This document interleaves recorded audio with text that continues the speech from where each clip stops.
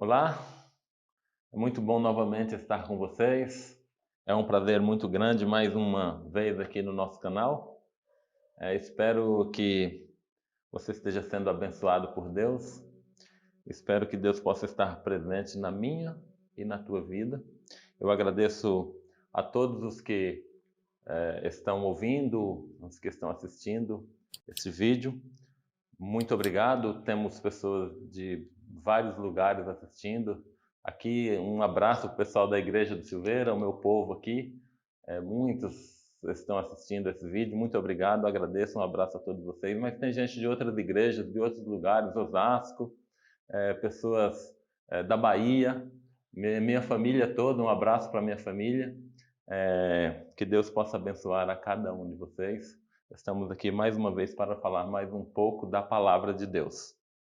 O tema dessa noite é a primeira mensagem angélica. Antes, porém, eu gostaria de fazer uma oração. Querido Deus, nós te agradecemos pelo teu cuidado e pelo teu amor por nós. Te agradecemos por mais uma oportunidade e te pedimos neste momento a presença do teu Espírito Santo. Fale aos nossos corações através da tua mensagem, pois pedimos no nome de Jesus. Amém. Muito bem, a última mensagem falamos sobre o juízo. Eu disse que encerrava uma série, mas na realidade o entendimento, a compreensão da mensagem do juízo é importantíssimo para a continuidade da mensagem de hoje. Nós vamos falar das três mensagens angélicas. Primeiro hoje da primeira mensagem. Também precisamos entender, precisamos ter em mente a data de 1844, onde iniciou o juízo investigativo que nós falamos na semana passada. Juízo este que, como eu disse, iniciou em 1844 com o julgamento dos mortos. Desde Abel, Adão, e foi vindo de lá para cá, Deus julgando cada um, passando o nome no livro dos céus, como falamos, já sabemos, e julgando todos os mortos, iniciando pelos que obedeceram o Evangelho. E os vivos? Quando será o julgamento dos vivos? O julgamento dos vivos será após o decreto dominical. Por que após o decreto dominical? É simples e lógico. Até o decreto dominical, eu tenho opção de aceitar ou não. Se Deus me julgar ou te julgar antes do decreto dominical, que você ainda não tomou uma posição ao lado de Deus, você que está vivo e que estará vivo por ocasião da volta de Jesus, Deus estaria predestinando o teu futuro, ou para a morte eterna, ou para a vida. Porém, após o decreto dominical, você terá que tomar a decisão. E você tomando a decisão ao lado do selo de Deus ou ao lado do selo da besta, você então está de livre arbítrio escolhendo o lado em que você quer ficar e, consequentemente, sendo selado. Portanto, o selamento dos vivos iniciará no momento em que começa o decreto dominical. Muito bem, fechando esse assunto, vamos agora para a mensagem de hoje.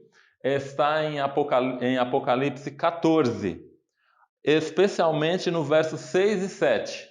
Mas uma introdução, eu gostaria de fazer uma introdução olhando para os versos anteriores aos 6 e 7.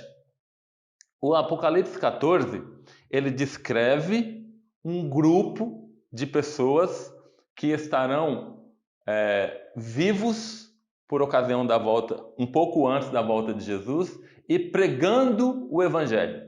Nós temos um vídeo dos acontecimentos do tempo do fim, e esse vídeo fala que nesse tempo a chuva serôdia, ou a chuva do Espírito Santo, inundará o coração daqueles que aceitarem, que estiverem com Cristo, que estiverem obedientes.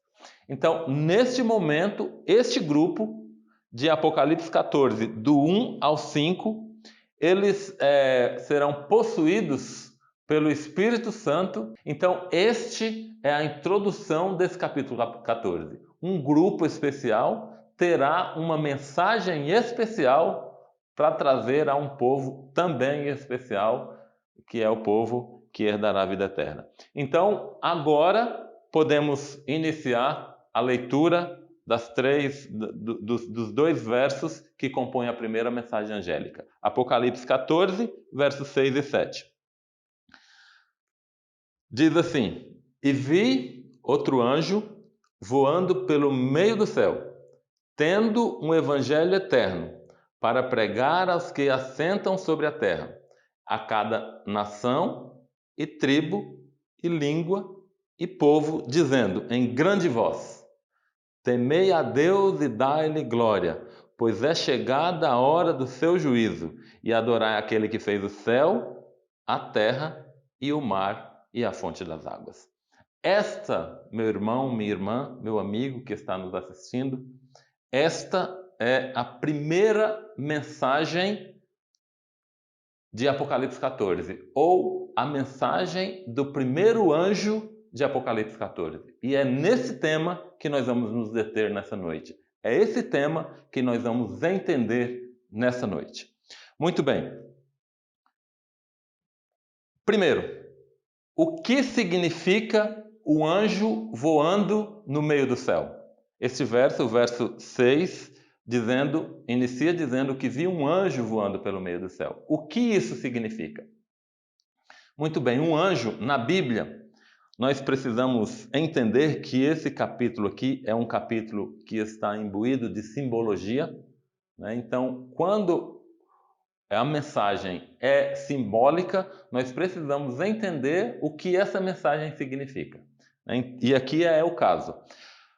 Anjo voando no meio do céu. O que isso significa? Anjo, quando estamos falando em profecia, anjo significa mensageiro, né? Ou estrela também significa anjo mensageiro, a mesma coisa. Então nós entendemos aqui que é um mensageiro ou alguém que leva uma mensagem, alguém que tem uma mensagem para entregar, um mensageiro voando. O que significa voando? A rapidez com que essa mensagem será pregada. Então, na realidade, esse anjo, nós estamos entendendo que aqui é um contexto do tempo do fim.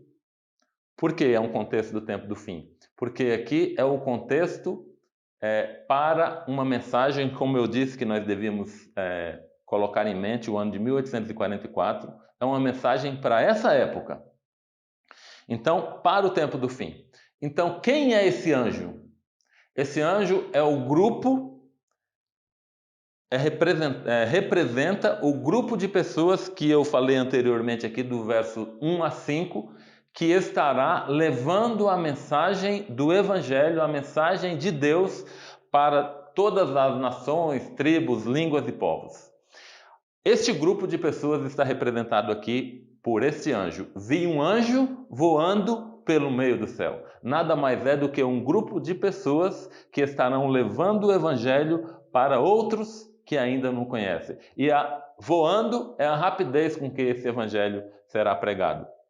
E ele diz aqui, tendo um Evangelho eterno. Então, a mensagem de salvação, essa mensagem é o Evangelho. E esse Evangelho é eterno porque ele existe, o plano da salvação existe desde a fundação do mundo. E por isso é esse mesmo Evangelho, o Evangelho que foi pregado ao povo do Antigo Testamento, o Evangelho que foi pregado ao povo do Novo Testamento, o Evangelho que foi pregado a nós outros em nosso tempo, é o mesmo Evangelho. É o Evangelho eterno, é a salvação em Cristo Jesus, que foi montado, foi feito desde a fundação, foi planejado, melhor dizendo, essa é a palavra, planejado desde a fundação do mundo.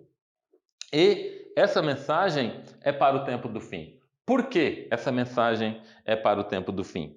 Nós vimos aqui que essa mensagem, veremos daqui a pouquinho, que a mensagem diz: temei a Deus e dai-lhe glória, porque é chegada a hora do seu juízo. E nós vimos nas mensagens anteriores que o juízo de Deus, o julgamento ou a purificação do santuário celestial, iniciou em 1844. Então, essa mensagem era uma mensagem própria para o tempo do fim. Essa mensagem, ela não foi pregada, ela não foi divulgada antes do tempo do fim. E quando iniciou o tempo do fim? Todos os teólogos entendem que o tempo do fim iniciou-se em 1798, quando a cabeça do poder dominante foi ferida de morte. Foi quando o general Berthier, general do imperador Napoleão, prendeu o Papa Pio VI e tirou totalmente o poder do Papa. Essa é a ferida mortal.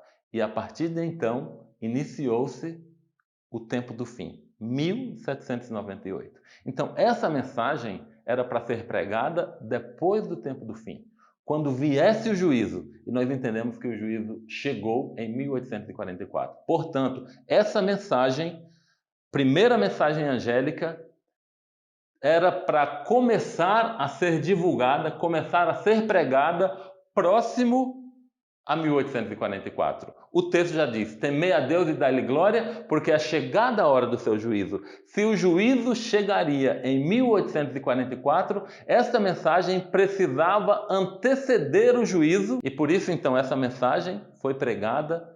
O cumprimento principal é esse período, um pouco anterior a 1844, a chegada do juízo do santuário celestial. E isso então se tornou uma verdade presente. O que é uma verdade presente? A verdade presente é a verdade para aquele tempo. Por exemplo, no tempo de Noé, qual era a verdade presente? Arrependam-se, porque virá o dilúvio e destruirá todos os que não se arrependerem. Esta era a verdade presente para o tempo de Noé. Qual era a verdade presente para João Batista? Arrependam-se, porque o Cordeiro de Deus que tira o pecado do mundo está chegando. Qual era a mensagem de Jesus? A verdade presente para o tempo de Jesus. Jesus era o Cordeiro de Deus. Então, cada tempo há uma mensagem presente para aquele tempo. E a mensagem presente para 1844 era a primeira mensagem angélica: temei a Deus e dá-lhe glória, porque vinda é a hora do seu juízo. Estava chegando o juízo, o início do juízo no santuário celestial, era o que essa mensagem estava dizendo. Como nós estudamos no vídeo anterior também, sobre Daniel 8:14, até 2.300 tardes e manhãs e o santuário será purificado. É um estudo extenso, mas as 2.300 tardes e manhãs, que simbolizavam 2.300 anos, levando em consideração o princípio dia-ano, e esses 2.300 anos terminaria em 1844. Portanto, em 1844 seria a purificação do santuário. E a purificação do santuário era nada mais do que o início do juízo no santuário celestial. Como nós dissemos, o santuário celestial precisa ser purificado? Precisa. Não porque lá haja pecado, mas porque os registros dos nossos pecados estão nos livros dos céus que estão no santuário celestial. Então, esses registros precisam ser apagados, precisam ser limpos. Isso começou em 1844, na primeira mensagem angélica: temei a Deus e dá-lhe glória, porque é chegada a hora do seu juízo. Mas a mensagem continuava. Ela dizia assim: adorai aquele que fez o céu, a terra e o mar e a fonte das águas. O que quer dizer esta mensagem? Essa mensagem aqui nos traz Deus como o Criador e o mantenedor de todas as coisas. Aqui ilustra o criacionismo contra o evolucionismo. Num período em que a maioria acreditava no criacionismo, a grande maioria, a maioria esmagadora. Em 1844, então, houve a decepção, porque eles pregaram que Cristo viria em 1844. Ou seja, eles entenderam que a purificação do santuário seria a volta de Jesus em 1844. Porém, não era esse o real acontecimento deste ano.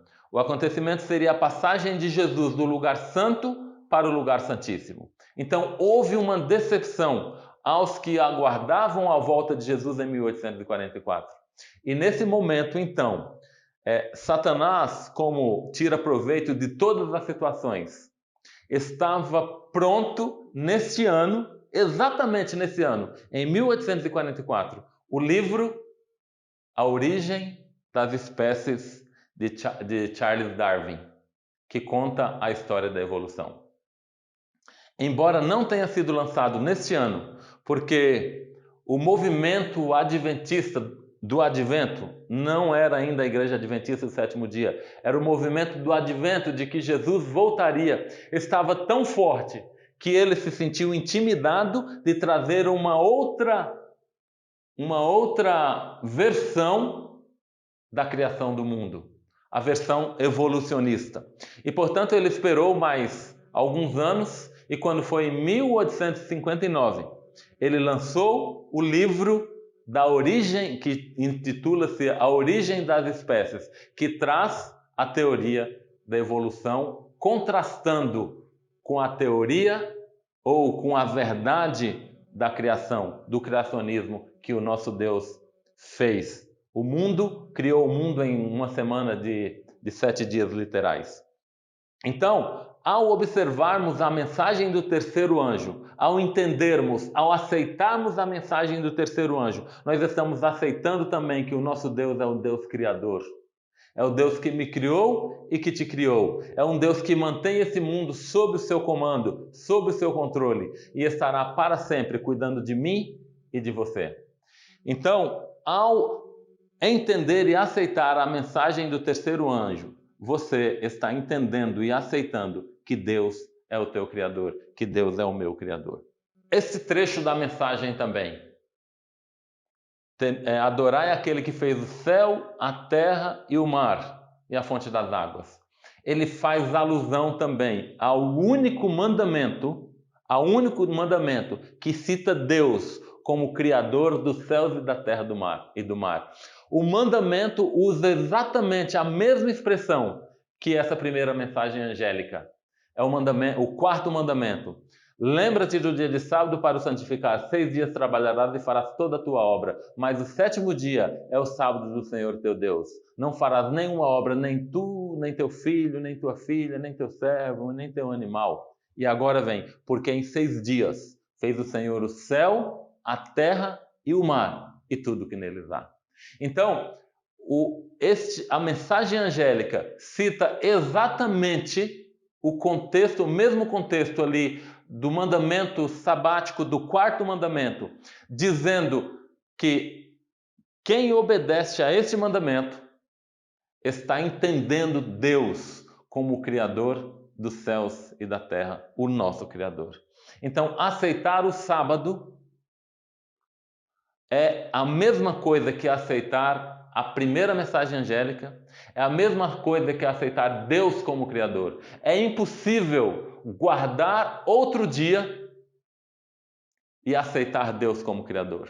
Qual é o principal momento de cumprimento? Como eu disse, mas agora vou aprofundar um pouco mais, o ano de 1844. Por quê? A Bíblia diz: temei a Deus e dá-lhe glória, porque é chegada a hora do seu juízo.